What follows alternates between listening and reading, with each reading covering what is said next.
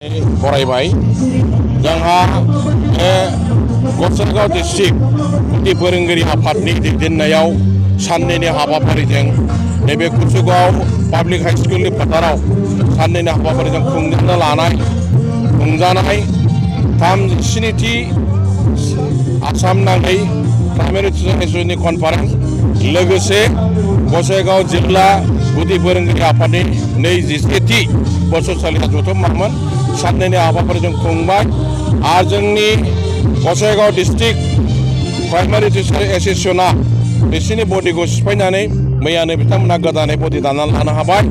आसा खालामो गोदान बडिया मोजाङै मावनो हालांगोन आरो सेन्ट्रेल गुदि फोरोंगिरि आफादनि बिथांमोननि हाबाफारिया मात्र बोसोरसालिया जथुम्माल'मोन थार मिटिं पिरियड जायाखै। जों बिथांमोननि साननैनि हाबाफारिखौ गसाइगाव जिल्ला आफादनि जानानै खुंबाय। जथेस्थ' खस्थ'नि गेजेरजों थाखा फैसानि आंखालबाबो जों बिथांमोनखौ जाहोनाय लोंहोनाय जेरैखि जाया सेस्था खालामनानै जों खुंनो हाबाय।